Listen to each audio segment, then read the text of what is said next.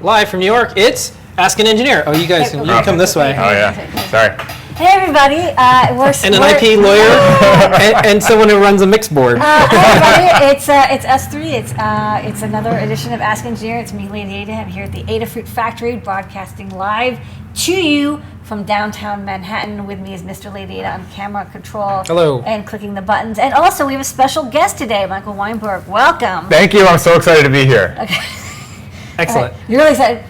He's a counsel at Shapeways. Yeah, I'm counsel at Shapeways, yeah. Also, we're going to talk all about him soon. Oh my God. You have history. They should stick around. Yeah.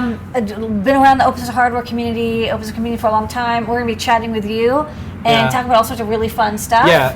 There's no more knowledgeable person than I know online writing about some of the interesting things that's happening with 3D printing other than you. Ooh. You're number one. Bad news. Bad news. Thank you. Look, we're the most popular live electronics show. There's no others. Like, this is the thing, right? Like, yay. Sure, you can win the game. We're the ones. We're the only ones who turn out. Game and then you win it. Yeah. All right. So thank you for playing this game, everybody. Tell them what's on tonight's game. Okay, on tonight's show, I didn't put the code slide in. Hold on a second. Yeah, on tonight's show, I completely spaced on one thing. Sorry, folks. Okay, no problem. We'll can't you introduce Michael Small? We just banter. No, you're done. No, we're fine. I have to do the code. I have to kill time. The code is Metro Mini. Hey. I'll edit in that post. No, this is live. Metro Mini, 10% off everything in the store except for gift certificates and software.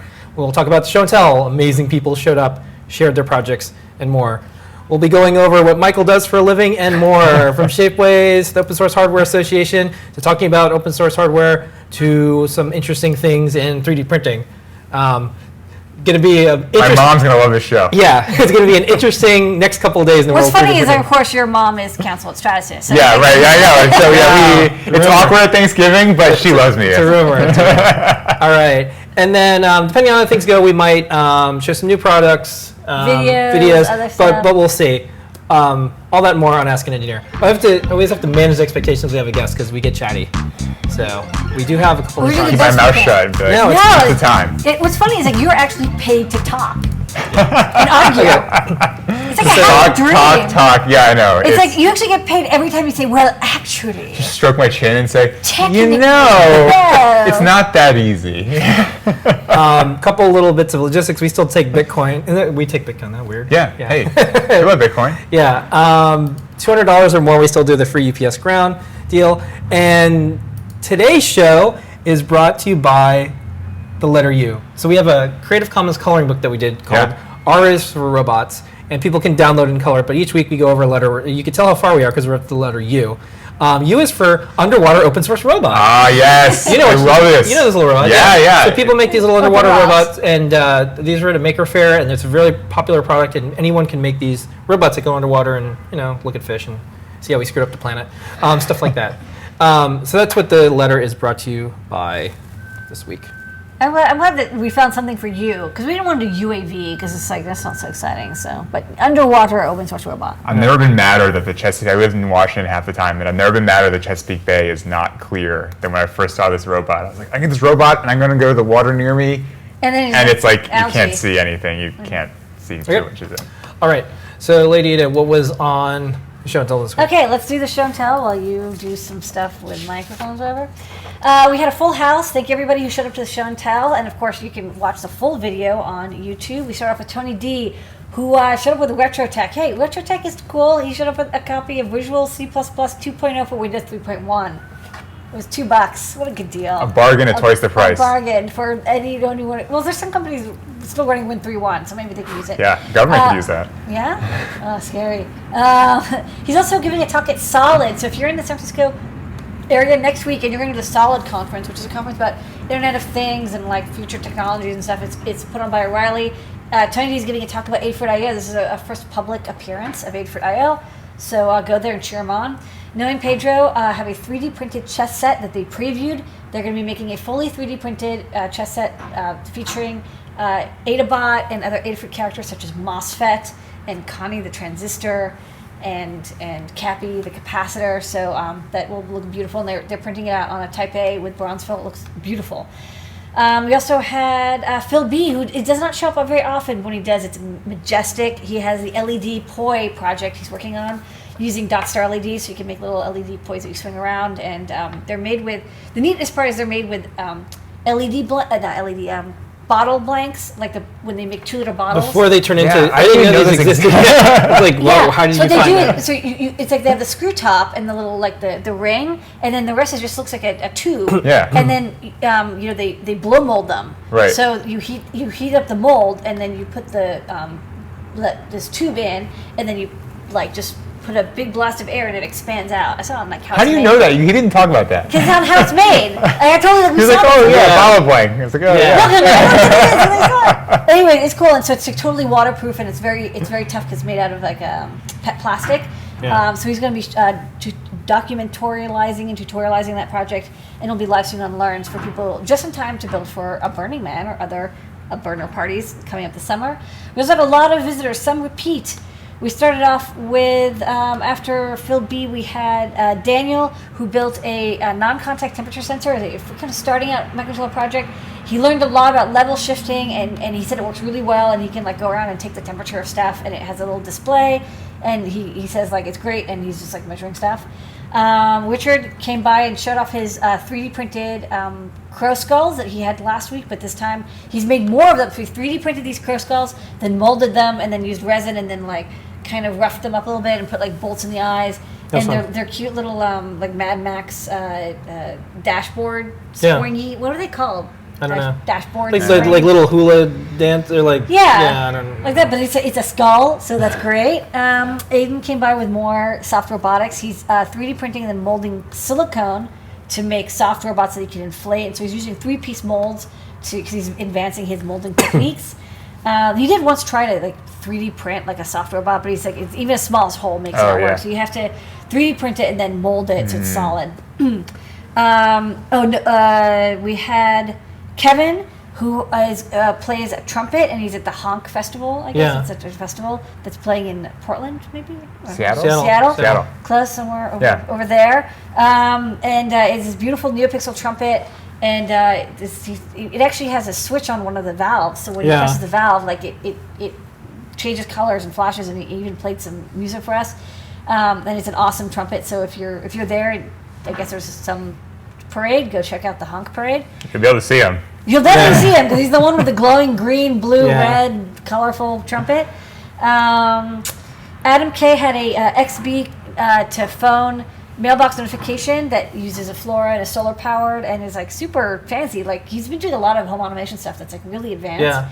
And he says he has a tutorial he's going to put up on Adafruit, learn.adafruit.com, so I'll make that live so people can read it. Yeah, if anyone ever asks, like, what is this Internet of Things stuff that you guys are working on? I think I'm just going to send a time-coded link to that project. Because he opens the mailbox and it texts him. Well, it's what everyone wants. Like, one of the things we always talk about is we have all these sensors, and people just want to know, like, when my basement leaks, please, like, let my phone know. And he just, like, I just want to know when the mail came. Right. And when I open up the mailbox, I want to have a light turn on because I don't want to have to, like, stick my phone in there. Like, it's solving a problem that there's no commercial solution yet. Right. And so it's neat. And, like, his phone said, you've got mail. Yeah. It's cool. Sorry. Cool. And then finally we had C. Scott, who's building gigantic synthesizers, CS80 filters, SMT Creminii, that's I guess the plural of Creminiuses, and then some like nice metal suitcase will have a synthesizer and he's working on. So lots of projects from C. Scott, and that's it. We had a full house. Yeah. Okay. All participants on the show and tell get an SC on the show and tell sticker. If you're on the show and tell, email support@adafruit.com and you get your sticker. Lay data. How do they get on the show and tell? If you would like to show off your project this next week and every week after that until the heat death of the universe, we'll be there 7:30 p.m. every Wednesday Eastern time. It's me, Lady Ada, Mr. Lady Ada, and any special guests that we have, or maybe just us and our ever deepening sorrow. You can go to our Google Plus page at plus.google.com/plus_Adafruit. Look for the comment thread with AdaBot saying, hey, comment here to get added to the show and tell circle, little AdaBot hands, and comment there, and we will right click on your avatar, add you to the circle. You will join the other 500 people who are invited every single week to show off your maker, hacker, 3D printed, molding, robotics, synthesizer, music, IoT, skull, Visual C++, $3 C++ bargain. Retro Tech, Radio Shack. Tony D, by the way, has the best Whatever, he has some thrift shop. He gets the coolest stuff. Well, he's in Seattle, so it's a bunch of It's people the from coolest Microsoft. stuff. who are just like They're moving. just like, well, He's just got. here's a copy of Word 1.0. One time he mint went there, condition. he got like the Game & Watch. He got a bunch of Game & Watches, Yeah. like the old Nintendo. Like Yeah. He got those. He got a first edition of Art of Electronics. Like he got this stuff. He got software. He's always like getting cool. He got the little Sony Pocket View. What's it called? Sony Watchman. Watchman. Oh yeah. Yeah, he had one of those. I'm like, where are you? And he's like, it was $1.50. And I'm like, okay, you're in the best thrift shop. Just gonna put it all on one day and walk down the street. It's like all the wearables. Yeah. All the wearables. Okay. Just before we dive into talking to Michael, don't forget the code is Metro Mini.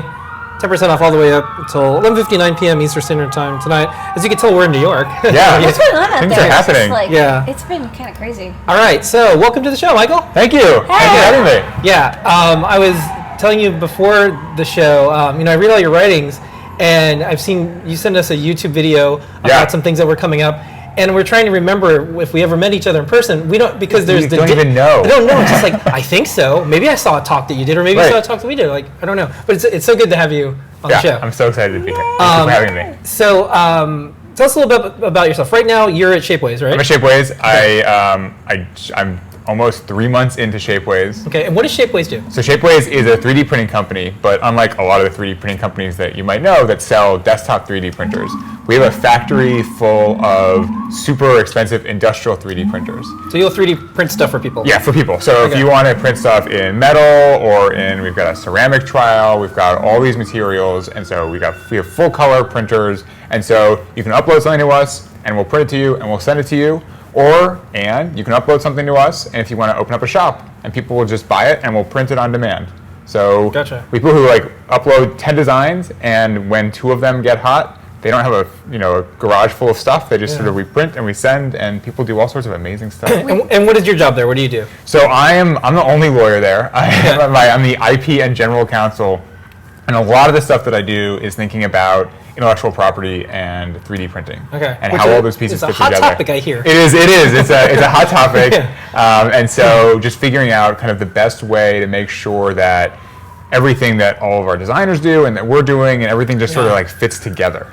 Even though the law is not clear. I mean, it's like best guess. The word. Well, it's best practices, right? I mean, that's all it is. Yeah. Until you go to court, you don't know. Right. Exactly. And we're trying to be sort of transparent about it. So we say, this is what we think. This is what we think we're doing. This is why we're doing it this way. And it may change, it may evolve, but here's sort of where we are, and here's how we're approaching it. So these people get what we're trying to do, what we think we're doing. And then one of the other things that you're probably known for is you worked at Public Knowledge. Yes. Forbidden. What is Public Knowledge, and what did you do there? Right. So Public Knowledge is a great nonprofit in Washington. They're a public interest advocate, and Public Knowledge's job is to be in Washington and to explain tech policy to policymakers in Washington and say, this is the public interest, this is the consumer good. And they focus on kind of 2 categories of things. Half the stuff they do is telecommunications, so internet stuff. So open internet, net neutrality, it's like net neutrality. And then the other half is all internet IP. So online copyright, patent reform, a little bit of trademark. And so all of those, whenever Congress is going to do something about copyright, if the FCC is going to be net neutrality, they're the people who are in Washington, going to all the meetings, writing all the briefs, doing the advocacy to really make sure that the people who are making the decisions understand that there's a public interest out there. It's not just whoever has a lobby. What it means? We want to do that. The companies have representation. Yeah, exactly. They're set. They're done. Don't worry about that. Exactly. Yeah, it's like the music companies are set. Right. Anyone who owns anything is set. But there are all these people out in the country who actually want to do this stuff, and they don't have permanent representation. So Public Knowledge's job is to be there as basically their representative.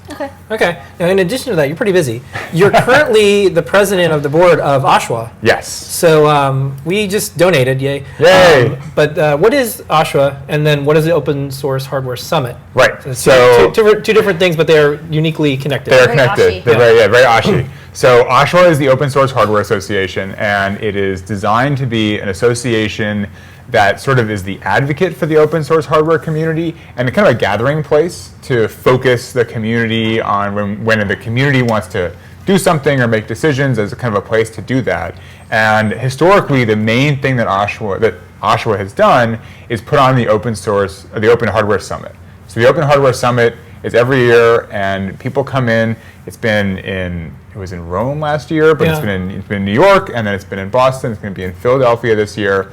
And it's just a place to come together for everyone who loves open source hardware, see cool new projects, listen to people do neat stuff, see all these demos, and just come together and talk, because it's fun to know people on the internet. It's fun to know people. It's true. But when you meet them in person, all of a sudden you're like, oh, you look nothing like your avatar. I'm so disappointed, but I'm going to talk to you anyway. Yeah. And so right now there is a call for presentations. Yes. So if someone wants to speak at the Open Source Hardware Summit, yes, you please. Yeah. What type of talks are you looking for instance? I mean, we're looking for anything that's great. We're looking for great talks. If you are someone who has an awesome project that you want to show off, submit a talk. If you have a process or something, or you're like, hey, I've been using open source hardware in my company or in my hackerspace, and this is how we've been kind of working through it. Like a case study you want to show. Yeah, a case study you want to show. What worked, what didn't work. Exactly, and just sort of anything. Here's how we're trying to work through this problem.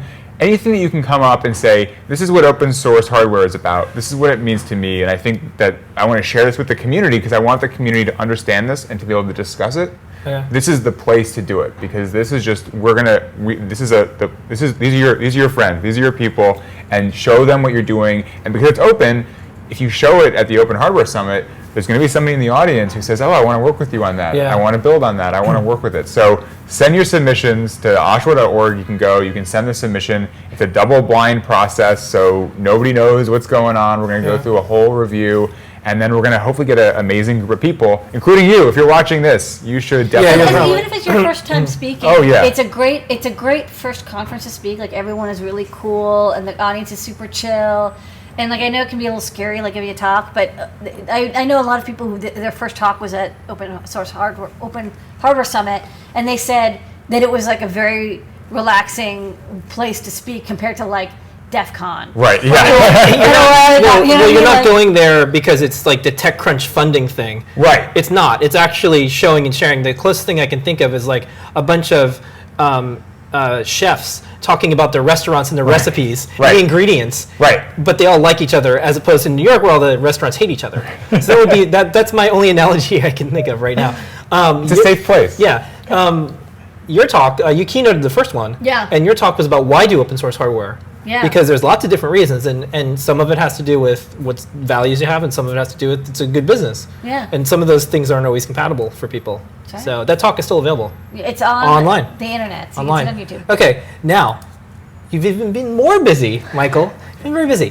So in addition to the summit and Oshawa normally just doing what Oshawa does. Yeah. There's and also a full-time job. And a full-time job. You've decided and going to DC. You've decided to, and I think this has been the best effort so far, to start asking people, is there an open source hardware certification? Right. That what would it be? Right. Would it make sense? Right. What's important? Right. And you have a good place. I've been watching the forums. I'm subscribed to the RSS feed. Yeah. And they're discussing it. There's people that are doing open source hardware talking about it. There's people who do open source software and talk about it. So first off, maybe explain what the definition is, because that's where it's based off of, and then what a certification may or may not be able to do in conjunction with the open source hardware definition. Right. So one of the great things that the work's already been done in the open source hardware community is that we have this definition. It's at oshawa.org, and it kind of lays out what it means to be open source hardware and kind of what's going on with open source hardware. And it's great. It's sort of like the touchstone for everything else that happens. One of the challenges, one of the great things is when it's successful, you kind of also people start interacting with the definition. You see where it works, where it doesn't work, where you need more. And one of the challenges with open source hardware now is that it's being very broadly interpreted, which is great, but also sometimes people are like, well, that Kickstarter or that project I see, they say they're open source hardware, but are they really open source hardware? Am I going to think they're open source hardware? And one of the real challenges with open source hardware, if it's software, and you're like, I'm open source software, I have a copyright, I'm licensing it. It's do or die. It's just like it either is or it isn't. It just get a little bit. There's always a little bit of. I agree, but I have seen situations where like like companies will say it's open source software, but it's like a blob, and then you can't compile it. And it's like you can get a little bit fussy with open source software, which I've seen. Like it's like, okay, you've got this file, but it's like they don't tell you how to.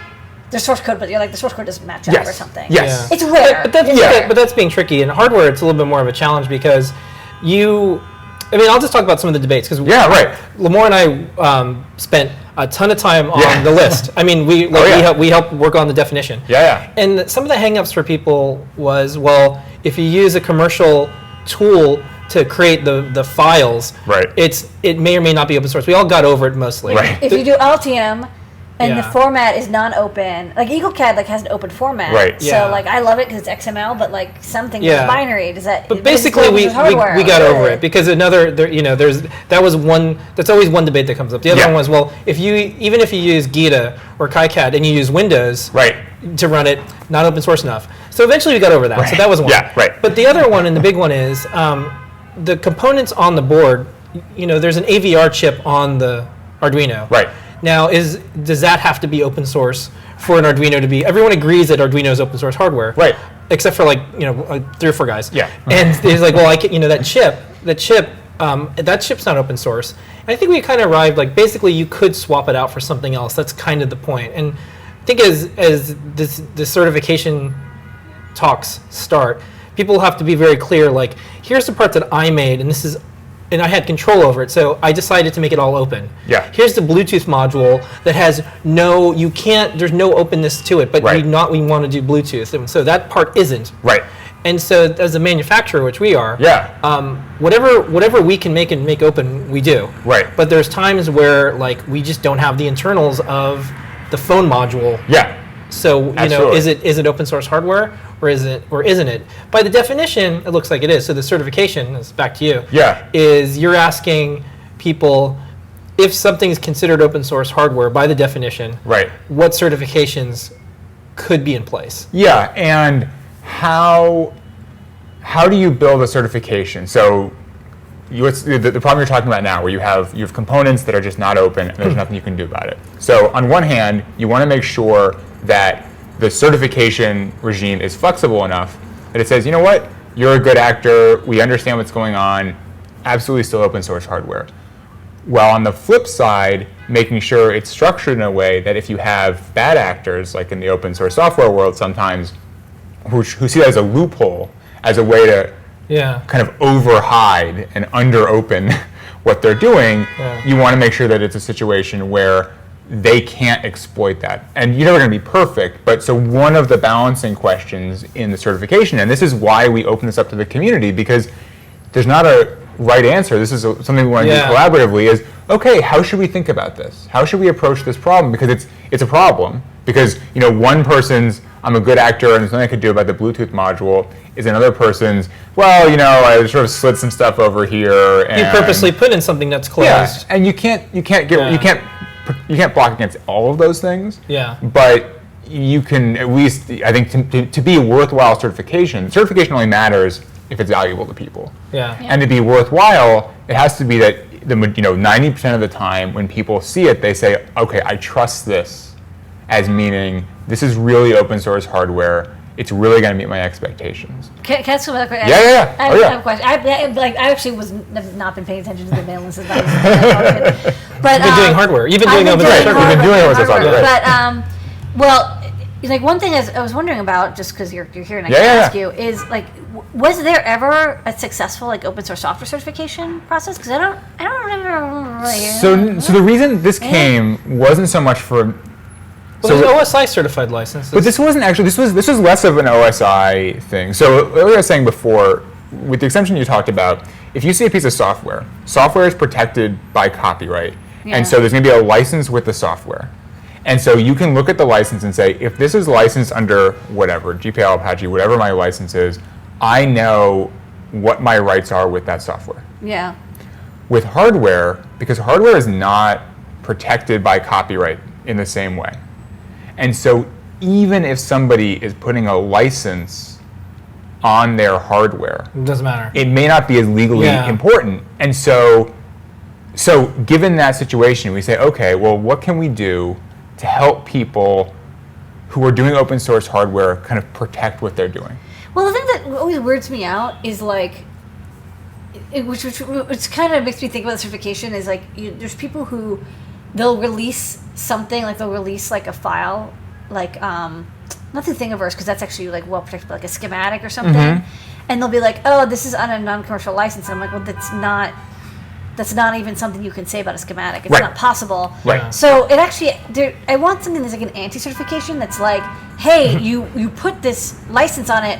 By the way, you have no legal protection. Like, it means nothing. Like, saying non-commercial and schematic doesn't matter at all. Right. So yeah, this is the kind of thing that I'm like, well, we certification I understand, but there's also like, I don't know if there's like a warning system, like tornado warning. Like what you did is not actually going to.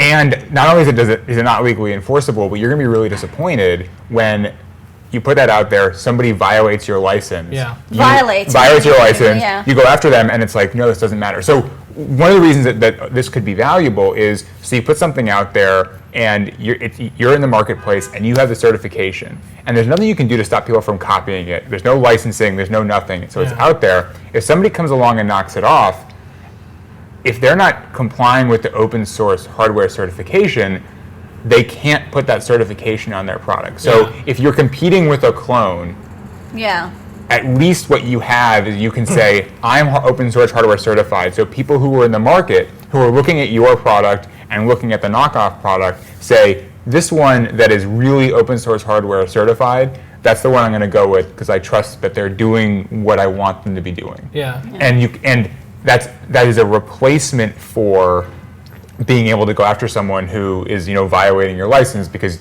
you can't go after them. And is this something that like I was wondering kind of where this came from? Was this certification something that like the board of Adafruit came up with, or was it something you personally were thinking about? Like where did this germinate? Well, I can tell you a little bit. This gets talked about every year. Right. This is every year, either a new group of people or the same group of people say, let's try this year.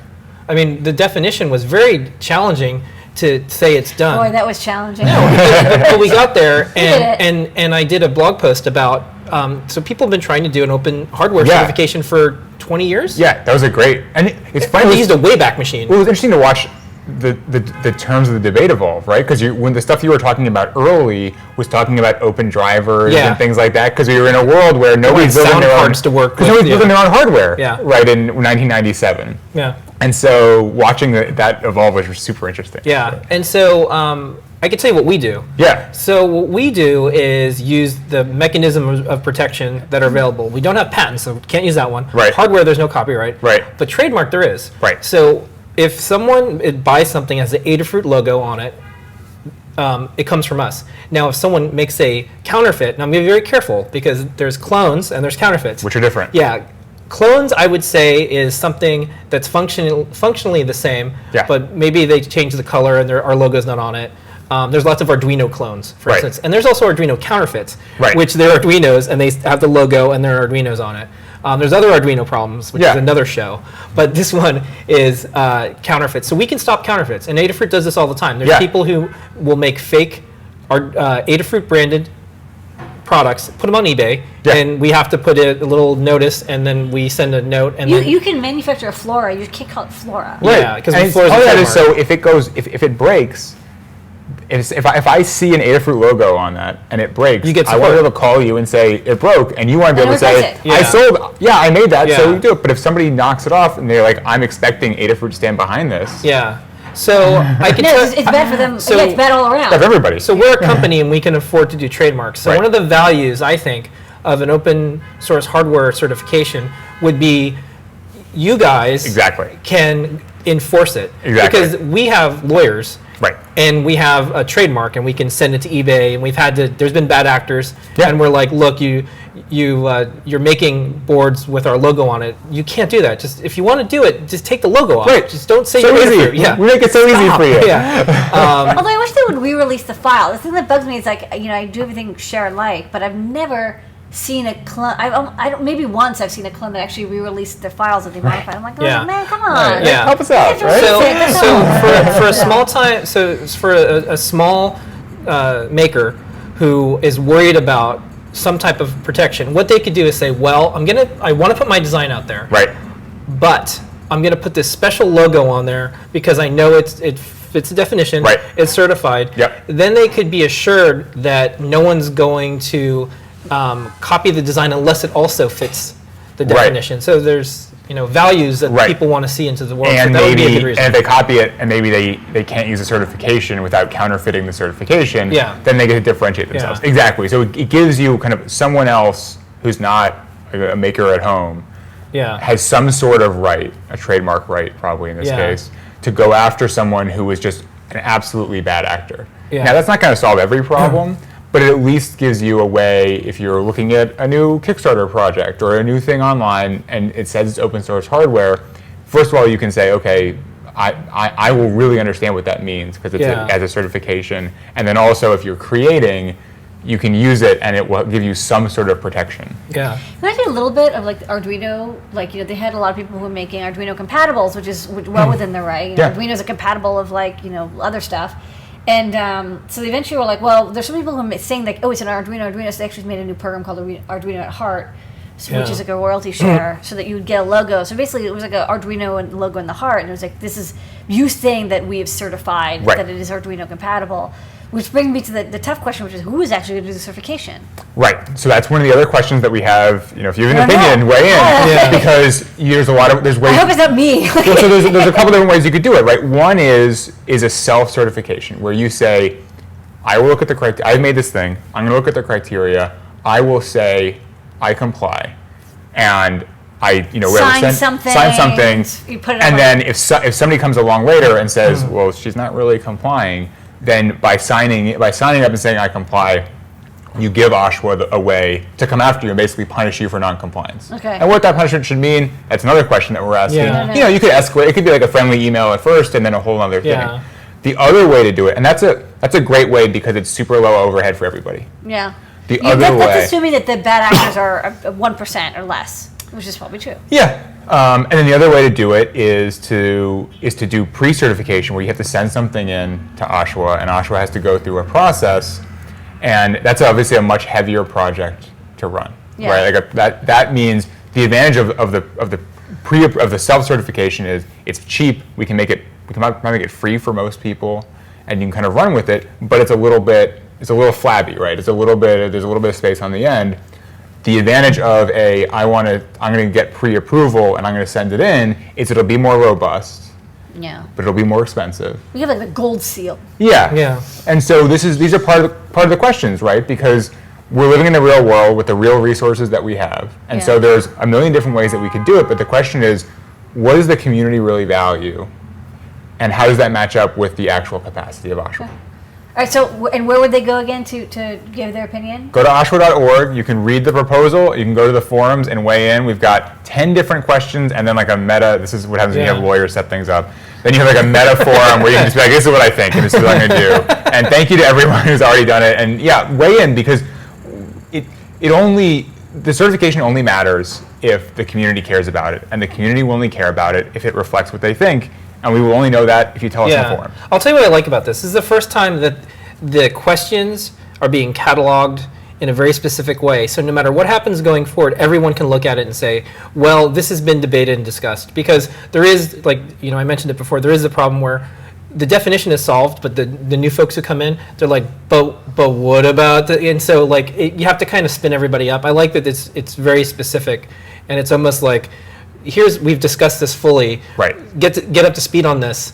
Then here's the last remaining pieces. Yeah. And even if we do it, it's not going to be perfect at the first time, and so we'll build. Well, the definition went through 3 revisions. Right? Right. It's a process, but that's okay. Yeah. Okay. So the other thing I want to talk about, and this is near and dear to you because you're in the 3D printing world. It is near and dear. And so you had sent this video a while ago. Back when I had hair. Back when you had hair. Whoa. And you had sent it. Who's that? And Who's that guy? And you said, Phil, hey, we're trying to get the word out on this. So this is when you went to the Copyright Office. Yeah. And the Copyright Office decides on non-infringing uses of technology to be considered as anti-circumvention. Yeah, so this is super complicated, but the short version is every 3 years, if you want to break a digital lock that protects a copyrighted work, usually that's illegal, and that's illegal in addition so unlocking to phones. Unlocking used to not be okay. Now it's okay. Exactly. Unlocking phones. Cracking DVD. Cracking DVDs, all those things, right? So in addition, if you unlock your phone, if you crack DVDs and you were to pirate it or something, in addition to your copyright infringement lawsuit that could be brought against you, an additional suit just for breaking the digital lock could be brought against circumvention, you. On top of, you're already in trouble. Now you're super in trouble. Which I'm kind of a little bit against, because there's already a law against there are a lot of problems with this. So every 3 years, the Copyright Office, this is written into the law, the Copyright Office says, okay, if you have a good reason that you want to break a digital lock, tell us, and we will, if we agree, we'll grant you an exemption. And so this is how the phone unlocking thing was like. A bunch of people got together and said, we want to break the encryption so we can access and unlock our phones. Carrier. We're not looking to pirate operating systems of phones. We're not looking to do any of these things. Doesn't malware. We just want it for carrier. This is the only barrier. There's no other law that we're breaking. The only law we're breaking is the unlocking law. So give us an exemption. Oh, that's a good thing, because there's no law beyond this. Yes. Folks that had vision impairments are like, we just want to crack the ebooks so we can put them through speech readers. Exactly. Right. Like, what's the big deal? Right. It's not against the law. Yeah. So, yeah. It's but for this extra law against unlocking against breaking encryption, we would be fine. Okay. So you went there because you had one. Right. You have your own thing. Yeah. So the one that we did this, and I started this while I was at Public Knowledge, and then even though I'm gone, I'm still doing it. Is for 3D printers. For some 3D printers, they chip their filament. They chip their input. Yeah, I have a picture of one. Yeah. This is from a Stratasys bunch of filament. So it's a little chip. Yeah, you can see the chip on the left. Yeah. And there's a little switch that I guess turns it on. So if you don't buy the filament from them, when you put a new filament thing in, it checks to see if it came from them, and if it didn't, it won't accept it. Yeah. Also, it writes it so you can't recycle it. Right. Like, it's a little bit smarter. It's just not just like a little authentication thing. Actually, like when you use filament, it decreases a number. This reminds me of the printer cartridges. It is exactly that. When Lexmark, or they're just like, oh, you can only use the official ones. ones. I have a question though. Is it okay to do a printer ink cartridge? Yeah. So Lexmark actually got sued by a company that was doing third-party stuff, and that company won. Okay. And so there's some case law. So there's case law on the kind of 2D printer side, on the regular printer side. But this wasn't part of the 3-year thing. So I'm just wondering, how do those things interact? So the way that those interact is the lawsuit. That lawsuit there's like 10 versions of that lawsuit, but the one that was sort of most relevant for this was basically what the court said was, this isn't even copyright stuff. Okay. This There's no copyright it's involved. like the software that's going on with this printer cartridge. Like, we're not even going to count it for copyright stuff, so we're just going to take it out of the category, and we're not going to deal with it. And Because who knows? A big black box. Who do you know? Yeah. Oh yeah, right. So it's just they're like, this is not a copyright. There's no thing. infringement. Yes, there's no infringement. So whatever. But why is it not with lock breaking? Because it's not protecting a copyrighted work. So the DRM is only DRM if it's protecting a copyrighted work. If there's no copyrighted work, then. So a digital lock is only comes under the DMCA if the thing that it's protecting is copyright, such as text, like an ebook, or a music, DVD, or movie. movies. And then how did that apply to phones then? Oh, the software. The software. So why? And that's where it gets super sketchy because as software gets into everything, everything's copyright. And then when you put a chip on the side of filament, all of a sudden filament becomes software. Yeah. But filament doesn't have any software in it, so so part of this is speculative. Part of this is we're worried. I'm not convinced that if somebody brought a lawsuit, who would win. Right. But there's enough of a threat that we wanted the Copyright Office to say, you know what? We're gonna clear this whole thing up. This is not breaking. Won't even get to court. Yeah, won't even get to court. We're not even going to do this.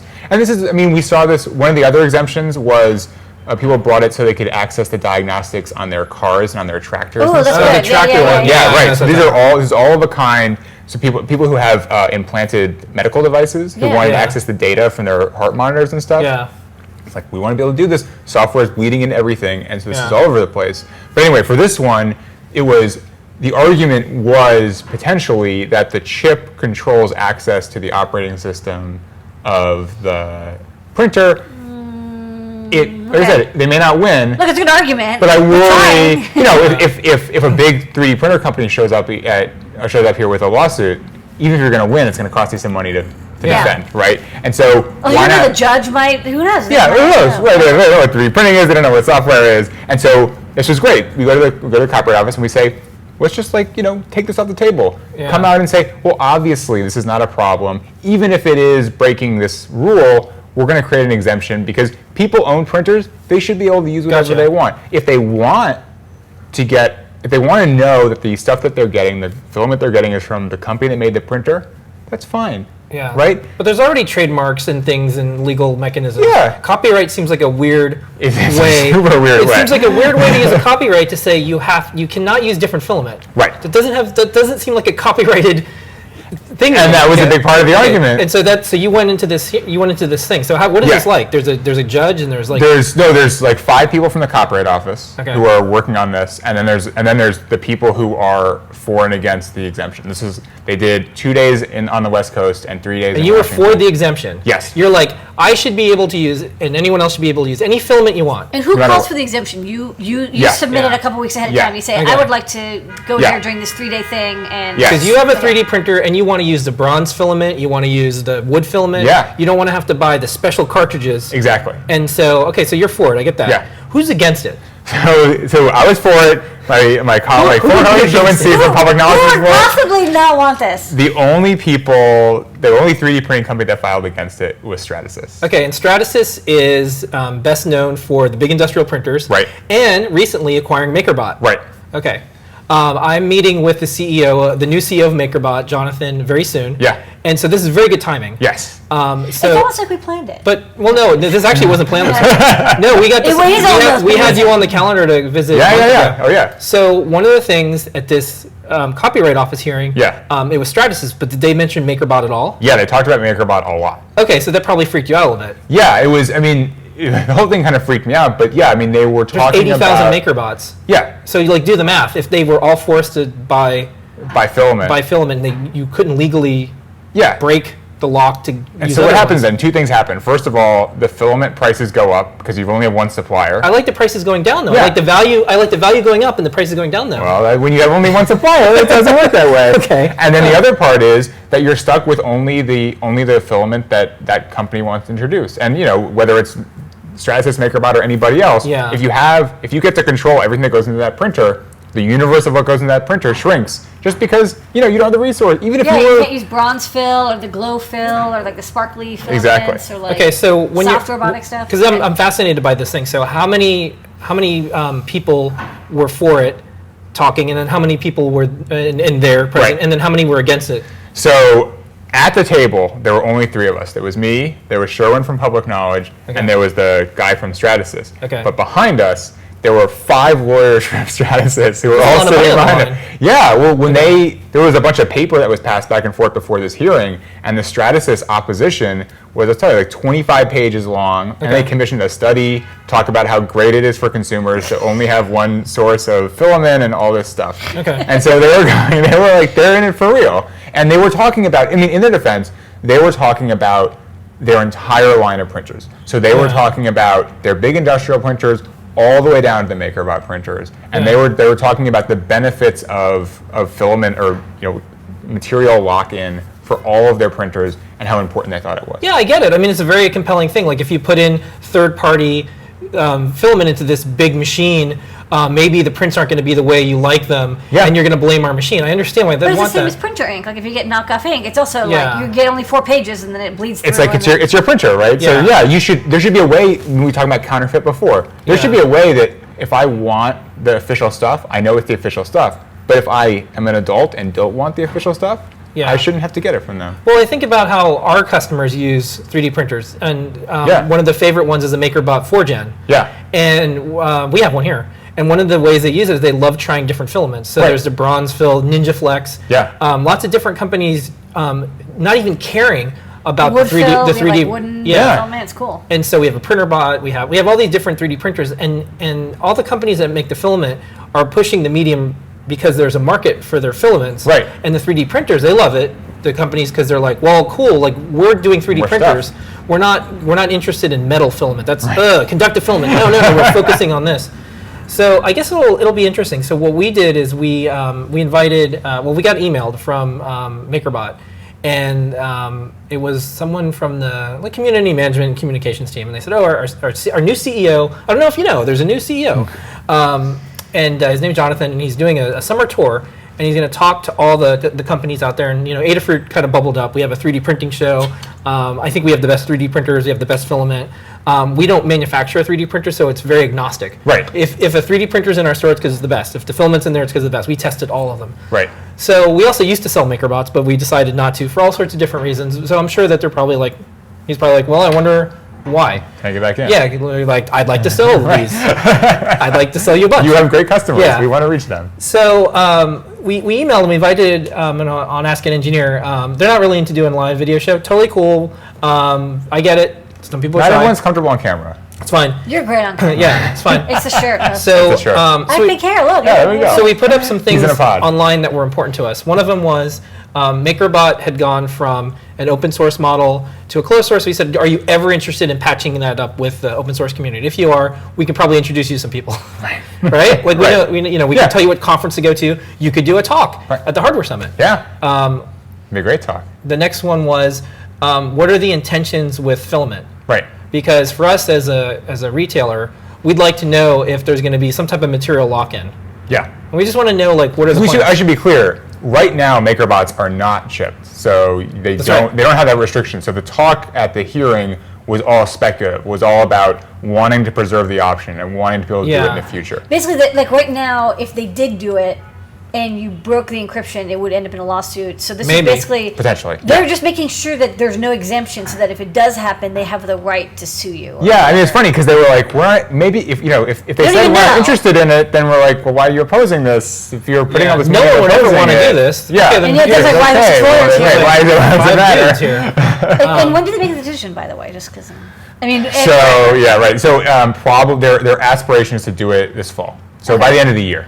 That's closer to that. I expected like 2-3 years. Yeah, no, because they have to do it every 3 years. So this happened a couple of cycles ago. Okay. It gets awkward if it really slips because then it's like, well, we have to start this again for the 3-year cycle, and you just made the decision. Is there any way for like the community to send in like their? So the community, fortunately, after you ran the video, a lot of people weighed in, and so we got a lot of great comments. Right now, it's pretty much closed. So they've taken in all the information they're going to take in. They have one more set of questions that I need to write a response for, but it basically they've taken in all the information that they're going to take in. Now they're in the deliberation phase. Okay. So And I also think there's another front that people can participate in. Is you can tell companies as a consumer what you want. If you say I don't care, or if you say nothing, guess what? You're going to get DRM'd stuff, and it's going to be over. If you actually say you care, so that's why we posted this up online. Right. And so as we were corresponding with the MakerBot people, it kept like, now there's a VP of communication, now there's VP of this, and then all of a sudden chief marketing officer. Well, no, they're like chief marketing officer. So obviously this is important. So Hackaday posted up today. Yeah. And Hackaday's Hackaday. I started the site 10 years ago, so I'm allowed to complain about it a little bit. The commenters didn't read the article. Right. The goal was Wait, commenters on the internet didn't read the article? I know, this was the first That's time. like the only website. The goal is for the community of makers out there to help guide the new CEO of what they want out of a 3D printer. Right. It's a huge market now. It's not like 5 or 6 years ago. Yeah. It's a huge market. And If they don't say what they want, they can't. You can't be complain upset later. if- Yeah. Yeah. It says I didn't, nobody told me. So like you have to tell people what you want, and then you can punish them. Yeah. But only after you've told them. Wait, if nobody cares, then this isn't a big deal. Yeah. Yeah. And so I can't blame Stratasys. I mean, they've chipped all the powder Yeah. filament before. It worked great. So why not? Right, I know why they want to do it. yeah, and the new CEO of MakerBot is his history is just all Stratasys. Yeah. So go with I'm sure. Right. So we asked people to participate and post up stuff. We got some good ones. The other things that we wanted was Thingiverse is an excellent resource for stuff. Yeah. In fact, we have so much stuff up there we get spam, so we want a spam button, like report spam if people are emailing us or if we see spam. Right. We also wanted analytics to see which designs of ours are doing good. Reselling 3D printers is hard. We have very specific things. Working with distributors and how they're sold and how much the margins are. So we have like really good information. We're not just like whiny about like, I just want to make sure I can get any filament I want. I would love MakerBot to work out. Like I'm only interested in people succeeding, and like if they listen to us, then it'll be better for makers. But it's their company, not ours. But the thing that you have specific. you have specific things they could address, right? You're not just like generally, oh, I'm mad about this. I hate you for something like 3 CEOs ago did. Like, right. It's like, no, I have like a specific number of set of things, and not as an ultimatum, but as if you want me to be happy, there are concrete things that you can do to make me happy, and I'm willing to talk about them. Here's what it would take. Because if you do, I'll be happy. Yeah. Right. Like we'll carry MakerBots in the store again, but here are the things that we need to have. Yeah, it would be a really tough sell. Probably wouldn't happen. It'd be a really tough sell for us to be able to sell any 3D printer that requires DRM filament. Right. It'd be really tough. Yeah. It'd be really tough. So but that's not what people expect when they come to your store. That's why MakerBot, that's why Zach and Adam and Bree made the MakerBot, because they didn't like that there was a 3D printer that they were using and you had to buy the filament. They're like, this sucks. Like the whole point was that you wouldn't have to. The filament would be cheap because they're like, why is it so expensive? Because it was like one of the powder printers. Or something. Yeah, right. Yeah. And so that's part of why they made it. So it would be sad if. So the other thing in the landscape of 3D printing is there's tons of patents. Yeah. And everyone's kind of suing everyone or licensing or settling. And there was the movie Print the Legend. Yeah. And you saw Formlabs getting sued. Yeah. Stratasys is suing Affinia. Yeah. There's a countersuit. Yeah. And it's actually hard to keep up Yeah. on. And it seems like there is a nuclear arms race with these 3D printing companies. And I can't imagine the teams at these companies being able to move forward sometimes when they're just in lawsuits constantly. Yeah. Like how can you if you're an engineer at a small 3D printing company, right, even want to participate? Right. Because it's like, if we do anything, because every time you have a lawsuit, like your brain is just Yeah. constantly. Well, it's just it's like it takes over everything, right? It takes over everything, and like everyone's like, well, what's my future? Like, do I even have a future? Like, you're like, well, should I go to this conference? I don't know because we will not be in business next year. It's very hard to make decisions. Yeah. It's like you have like a terminal disease and you don't even know what's going to happen. Yeah. So it's horrible. And the the two big companies are 3D Systems. 3D Systems, which sued and is still, I think, suing Formlabs. Yeah, no, they're settled. It's completely they're settled. Both suits. I think so. Okay. They're all done. Sorry. And then they own the Cube, I think. Yeah. Right. Yeah. And then Stratasys has MakerBot. And Stratasys. 3D printer, 3D Systems, the Cube does use a chip too, but 3D Systems did not oppose this exemption. Interesting. Okay. Which, Yeah. All right. Do they know about it? Well, I didn't know that. So it'll be interesting. I like that we're documenting this time and place. Yeah. I remember living through the 2600 case with the DECSS. Yeah. Corley case. Yeah. No. Now it seems crazy that you couldn't rip a DVD. Right. But now, like that we lived through that. They didn't win. They didn't win. It didn't work out. Still, no. I mean, so this exemption process, right? Every last cycle, they've granted exemptions for if I want to rip a DVD because I want to make a documentary and I need the footage. Yeah. I want to rip a DVD because I'm teaching a film studies class and I've got 10 clips I want to show, and if I have to sit through the FBI warnings for every single one, I'm not going to do anything. But last time around, we put in an exemption at public knowledge for just I want to rip a DVD because I own the DVD and I want to put it on my computer. Why not try? Yeah. And they denied it. Yeah. Okay. I remember there was a DVD jukebox. Yeah. And that company went out of business because they got sued. They got sued and just like, Yeah. Hey, look, roll dice, right? Okay. I mean, like, and then DMCA didn't exist at the time. The last thing I wanted to talk about is you had a neat post today about should 3D scans of things at museums be public or not. Right. So can you tell me a little bit, because that's a very interesting one. Ooh, so it's like the photos of like a photograph of a public sculpture. Yeah. Like it's very similar. Yeah. So tell me about this. So this is prompted by an article that somebody put out in Europe earlier this year. But the issue was, so let's say you have a sculpture that's in the public domain. It's Greek sculpture. Greek sculpture, right? Okay. Thousands of years old, before the internet. And let's say somebody scans it. Yeah. Should the person who scans it get a new copyright in the scan file? Right. And as a photo would. As a photo would. Or a drawing. I like the guy who took those Instagrams of someone else and then it's his art. No, it's like, well, who gets like it's his art now? No, I know. This is confusing. So the question is whether it is a transformative, or is it a purely documentary? So the question is, so if you take a photograph of a sculpture, your photograph is protected by copyright. And one of the reasons to get copyright, one of the things you need to do is show originality.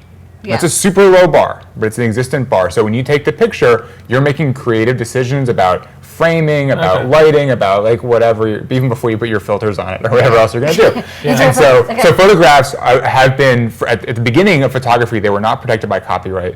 But for a long time, they've been protected because there's a recognition as a photographer, make a bunch of creative decisions. With scanning, the question is actually, are you making any original creative decisions? And in the US, the answer has been no. And this was answered both for 2D scans, so taking high-res scans of paintings and things, and 3D scans. And the idea is scanning is a lot of work to do it right. And it takes a lot of skill. But the question for copyright is not, is it a lot of work or does it take a lot of skill? Are you making creative decisions? And when you're scanning, your goal is to accurately reproduce the thing you are scanning as accurately as possible. So in a lot of ways, you are removing all the creativity. All the opportunity to be creative. Right. Yeah. It's like, if you're being creative, you're doing it wrong. If you're making glitch art, like scans, then you get all sorts totally of okay. You can do whatever you want. Like you scan, you go to Disney and you do a 3D scan of Mickey Mouse, but you purposely insert noise so it looks like all sorts of creative decisions. Spiky Mickey Mouse is totally okay. Right.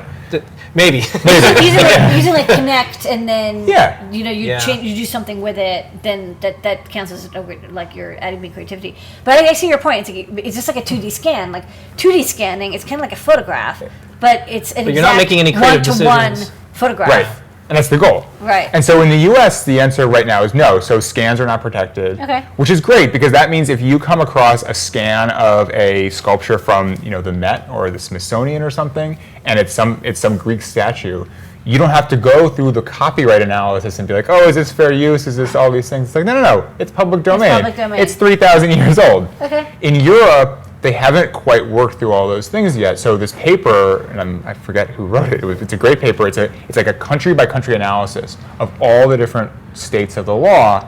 And the answer right now is the lawyer answer. It depends. But I have a question. Given that some countries don't, some countries do know, is it the country where the person is that they're doing the scan? So where they were when they scanned it is what affects it, even if they send the file around. That's where you make the copy. And so not like what country owns the sculpture. Right, exactly. And so, on a kind of a small level, it means that if you are a museum and you're scanning your collection because your job is to diffuse information, you may have to work through a bunch of copyright questions and think about licensing in a way that if you're in the US in your museum, you scan the stuff, you put it up on Thingiverse. The Met Museum, the Art Institute Chicago, they all have stuff up on Thingiverse, and it's just, there are weird Creative Commons licenses that I don't know about, but it gets tricky because even when you think something's solved, sometimes it isn't. So if you take a photo of certain sculptures, what's the one that's looks like a giant, shiny? The Bean. The Bean. Oh, in Chicago. Yeah, there was a debate of whether you could take a photo. Right. I actually don't remember the outcome of it, but what I remember was no, they don't want you to. Right. And that was a weird case. That was weird.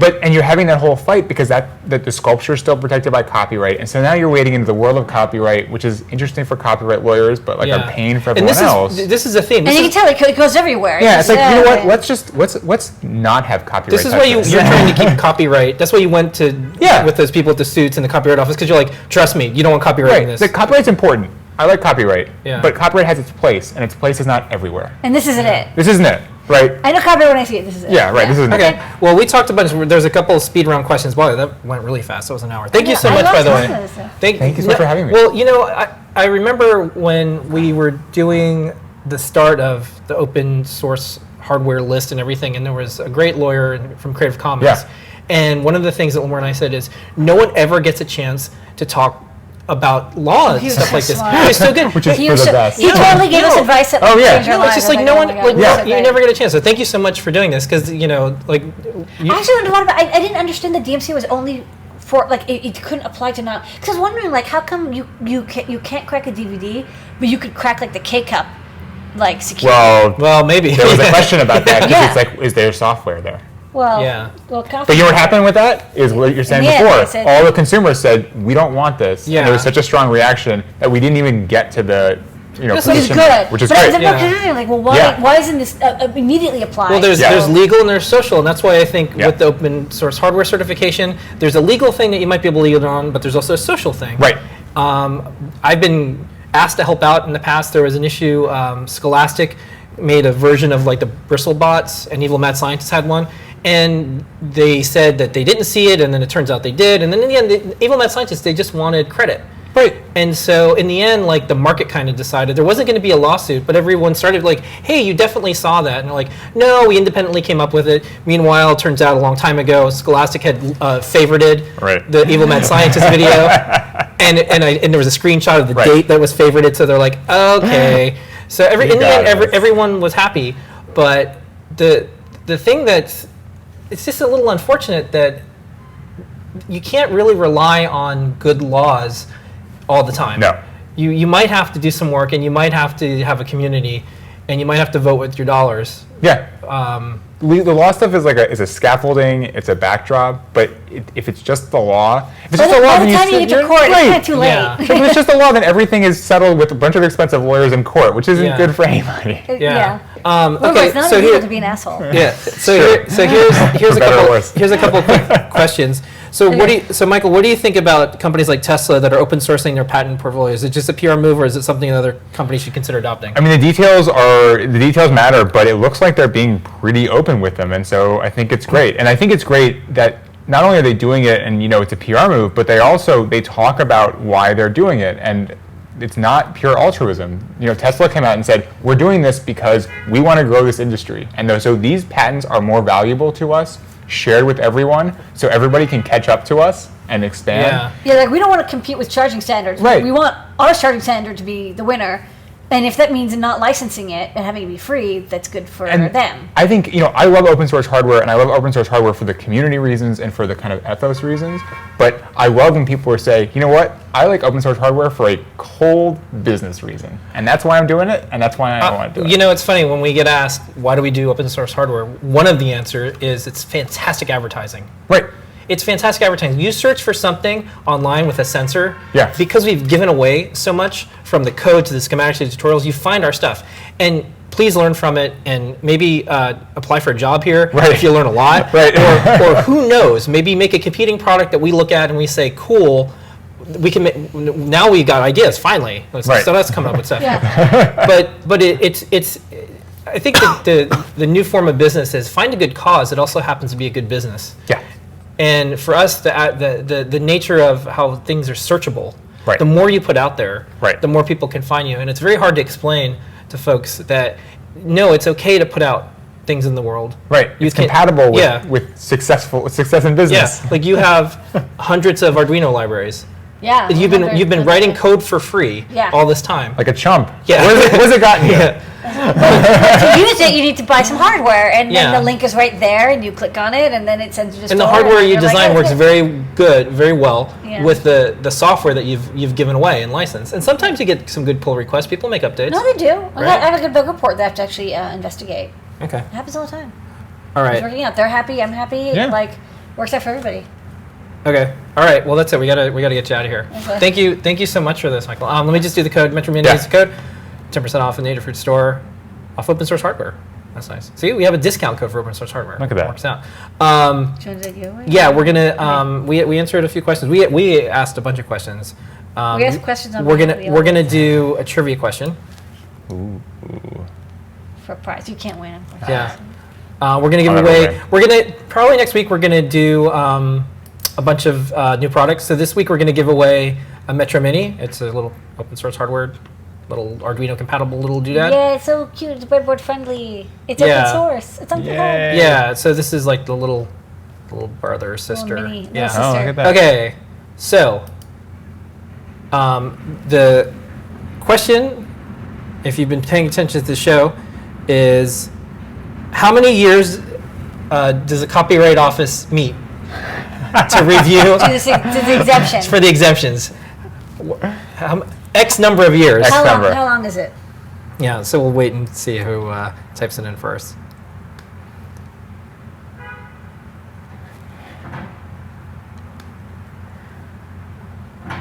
We have to wait for it to catch up. People figure it out. Yeah. How many years? How many years? So, like, do you end up spending most of your time at Shapeways, or you still doing a lot of like public knowledge stuff? So I'm full-time, employment-wise, I'm full-time at Shapeways. The game of knowing wins. The game of knowing. Congratulations. Email support@adafruit.com. 3. 3 is correct. That's how many years they wait. The triennial process, the triennial review process. Seems like technology's moving pretty fast. Maybe they should do it once a year. Maybe they should do it once a year. Maybe if you get an exemption, Yeah. the next time around you shouldn't have to prove it from scratch again. Yeah, you should And get some Ashu, credit. who's a member of Congress from California, is trying to push a reform bill where, say when the blind community wins an exemption to break DRM so Yeah. they can hear books, the As soon next as they time get the around, DVD. they don't have to start from scratch. The presumption is, yeah, you can keep doing it because the world didn't end. Okay. So, yeah, should maybe happen. Or maybe, why is the Library of Congress doing it? Oh, what would be another organization that would be good? I mean, I don't even know where there's a bunch of agencies that are fighting for it. None of them Yeah. are great options. Okay. The Library of Congress is like they're looking for a new. That's Oh, true. we're gonna do. Okay, we're gonna say this here. Yeah. I have an idea for a blog post. So I read the New York Times article. The Library of Congress guy, he's out. Yeah. And one of the criticism was he doesn't do email, and everyone wants to digitize stuff, and he's like, no. Yeah. So I have an idea. Yeah. I am going to do a post on Adafruit, and we're going to nominate the folks from archive.org Oh yeah. to run. Brewster. Brewster, Jason Scott. Yeah. Oh yeah. Go. Send them in Sold. and just scan. Yeah. Just get the Digitize. shit, everything. Yeah. Digitize everything. everything. Digitize. Okay. Yeah. Oh yeah. So I think this would be a good idea because like I follow Jason Scott on Twitter. Yeah. He's busy making like I want him to Oh my stay God. in an archive. I He's don't. busy. Just busy. Full stop. Dude, I want him to be at the Library of Congress, but he's doing such good work in an archive that I want him to stay there. Yeah. And then like we can get Brewster to like go to like Congress. I don't know. Like, we can like manipulate these people. Someone who made the Wayback Machine demonstrates everything. Do you know how many times the Wayback Machine have been God. used for Save lives. I had to use it to like no, I really designed that logo like 12 years ago. I don't. Okay, fine. Fine. Here's a link to the Wayback Machine. Like, oh yeah, okay. Right. Wayback Machine's amazing. Oh no. No, incredible. it's our history, and the Library of Congress has to somehow update. Yeah. I can't think of any other outcome other than archive.org Yeah. becoming the Library of Congress. Like Right. what That other? is the end. Yeah. Yeah. Right, isn't it? So anyways, like, we're gonna do a blog post. I just haven't had time, but we'd like to see them do that. Okay. Yeah. Okay. Well, that's Right, it. congratulations. Game of Knowing email. Yeah, you can email support@adafruit.com. You get a Metro Mini. Good job. Thank you for. You're a Washington policy wonk now. By accepting this Metro Mini, you agree to the terms of service. It can only be used with other Metro products. We have a little chip now. Right. We can do that. Okay. Where can folks read about the writings that you do? You have a Tumblr-like entity. Yeah. So michaelweinberg.org. I finally set that up. Okay. So yeah, you can check that out. And Okay. every once in a while I put something And it's a there. Tumblr. Yeah. And what you can do is put /RSS, Yeah. and then that makes it into an RSS feed. If you're like me, who like I have And to life gets consume easy. huge amounts Yeah. of things. All right. Well, that's it. We'll see everybody next week. Next week's gonna be a big new product I guess show. next week is going to be videos, new products, everything. No lawyers next week, only products. I know. It's good. That Well, was fun though. just to That be was clear fun. too. I had fun. It's fun for me, but Yeah, just to be clear, folks, too. If Adafruit didn't have the things that are in place for law, we couldn't give away open source hardware the way we do. Right. Like we can actually be a very good business, and we can still give a lot of stuff away. So it's very cool. Yeah. It just gets scary sometimes when big companies come in and the ground feels shaky. Yeah. Because we have a nice thing going in the maker world. And we'll see. I'm very interested in what's going to happen with 3D printing. Yeah. I'm so glad I am not a 3D printing company. Some days I wake up and I'm like, we're not a 3D printing company. I had a dream that we made this thing and it had this extruder and like, oh my God, yeah. Remember when we were thinking about doing a 3D printer? We didn't know that was many years ago. Yeah. We quickly. Everyone was making 3D printers? Yeah, We right. quickly were It was the using new that hotness. notion. It was just like I was like, oh, I can do it. And I was like, I don't know if I want to do this. Okay. All right. Well, good night, everybody. Here is a picture of a cat. We did have a cat in our apartment back when we did shows. So now we have to show the sometimes cat. put a little bow tie on. And here is your moment of Zener.